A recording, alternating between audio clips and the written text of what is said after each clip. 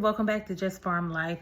I have come to you with 10 burning questions that everybody has that's gatekept a lot, and I'm just here to kind of spill the beans, so stay tuned. So, number one, how does housing work?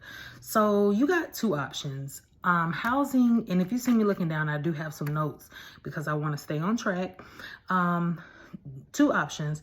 You can either find your own housing, or you can get your company or agency, if they offer that, to find housing for you. The only thing about them finding your housing for you is that you just don't want them to find your housing, because that takes away your lodging stipend, which is a bulk of what your stipend is. So you don't really want them to find your housing per se, but I understand that people do. I would just say check rates and do some legwork yourself, because there's some affordable things out there. How does rental cars work? You can rent your own car through a discount code that your agency gives you. Your agency can rent a car for you if that's what they do, or you can just drive and then get the travel mileage rate that they give you for just traveling to your assignment and to and from your assignment. All right. Number 3 is showing interest with multiple agencies. Can I, and what happens? From personal experience, I've asked several other travelers, and they all told me that it did not matter. So in essence, I went and I interest, like a lot of people would do. And it came back to where you really don't need to do that. And I wish somebody would have told me that, because it really kind of made me look a little bad, because when you're about to get on a contract or you get accepted to a contract, before the facility calls you for whichever, so say for instance, you did an interest for Arizona and you got another one for Arizona, the same place, the same city, the same facility, and they call Aya, and then you got an interest with AMN. Before they call, they need to know who you want to be represented with, and that's a long drawn out process. You have to send an email with your recruiter to say, hey, I want AMN to represent me, I want Aya to represent me. So it really kind of looks bad, because the recruiters put in a lot of work on the back end for you, and you're still going back and pressing submit with everybody else and pressing submit with them. So it's just a lot of legwork. So I wouldn't suggest do it. But again, a lot of people do. Just from my personal experience recently, actually, I don't suggest anybody to do it, because it's a little embarrassing.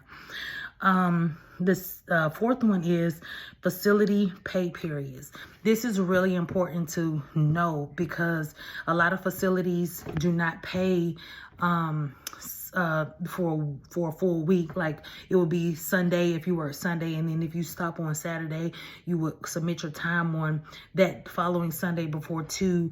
A lot of people don't acknowledge that Saturday before, so it will be Sunday to Friday. And those type of contracts and those type of pay periods, even if you work on Saturday, you will not get paid for that Saturday. That Saturday will roll over into the next pay period. So it'll be essentially you working 6 days instead of 5 days that next week, but your next week check will be more because of that Saturday from the previous week.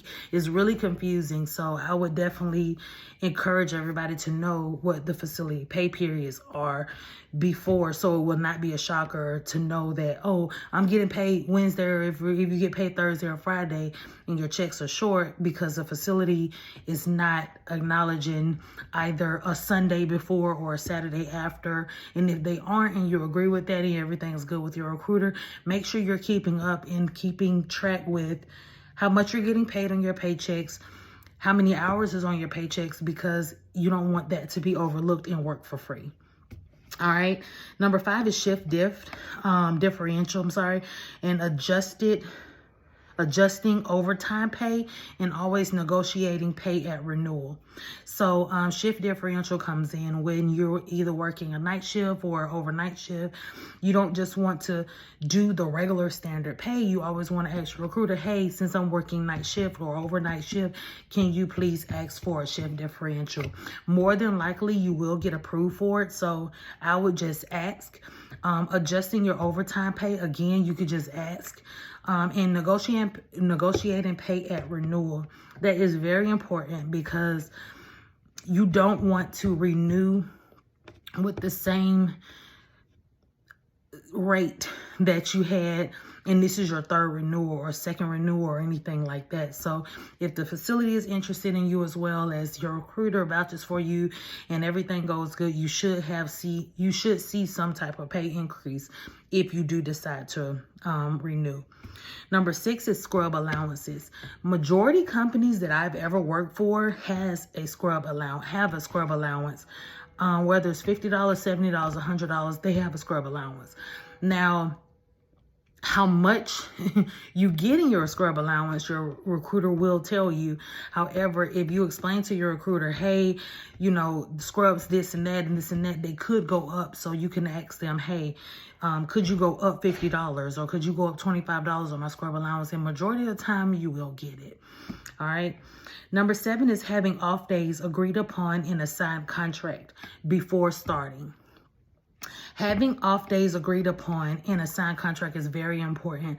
I've been to recently a facility that didn't know about my off days or didn't acknowledge my off days or just overlooked my off days. I know a lot of techs that they went back and forth with the facility about not even having an off day, and you know, it's going to be short staff and whatever. So make sure your off days that you want are in your signed contract, because you have to essentially go by the signed contract, and everybody wants to be acknowledged, right?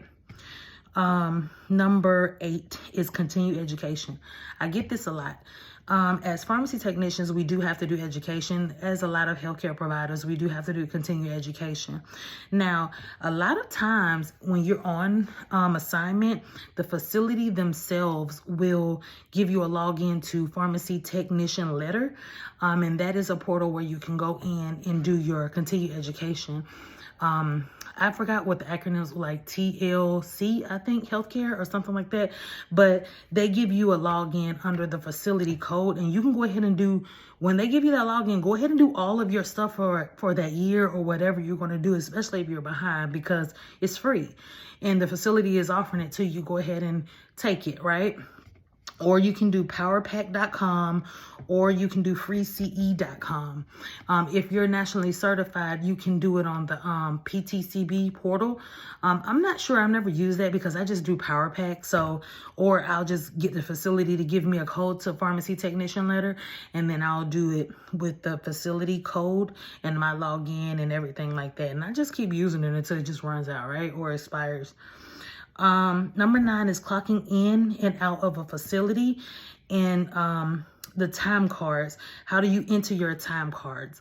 Now, on some cases, you clock in and out like a badge or slide your badge or anything like that. In some cases, you don't do anything at all and you show up, and whatever your day is, if it's 6:30 to 2:30, you just show up and then you leave at 2:30.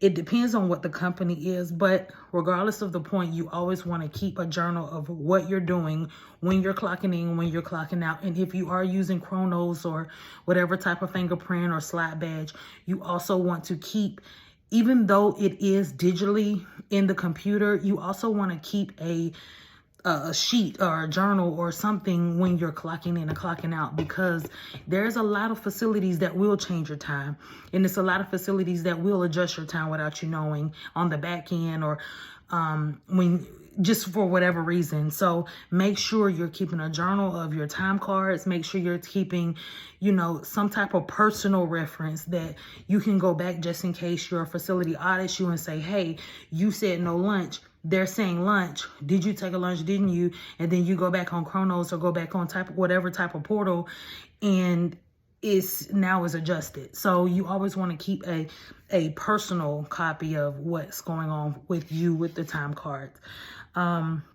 Always keep receipts, guys. Always keep receipts, because I can count on more than 2 hands how many times that myself personally have gotten audited because my time card has been adjusted for whatever reason. And it wasn't a legitimate reason, so you had to go back and pay, and you got to get your money back, and it was just too much going on. So always keep a personal reference for yourself of your time cards.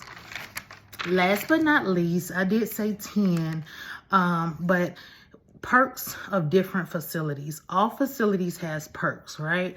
So if you're driving, or if you're renting, or if you just want a night on the town, if you brought your family, your loved ones, your children, all facility has perks.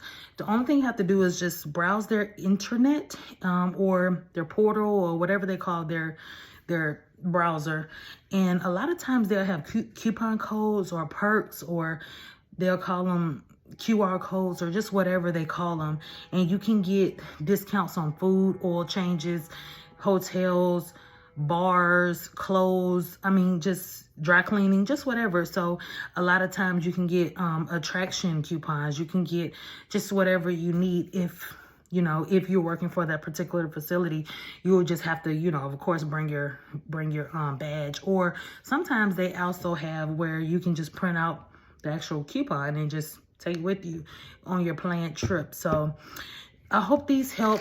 A lot of people have been asking me these specific questions. They are great questions, and a lot of them I just kind of added in because of personal experience recently, and has helped me because it's a lot of things that I just don't know, and it's a lot of things that a lot of people gatekeep. So I just want to be able to share that with you, because knowing is growing, and we're here to help each other. So good luck on your assignment, and I wish you the best.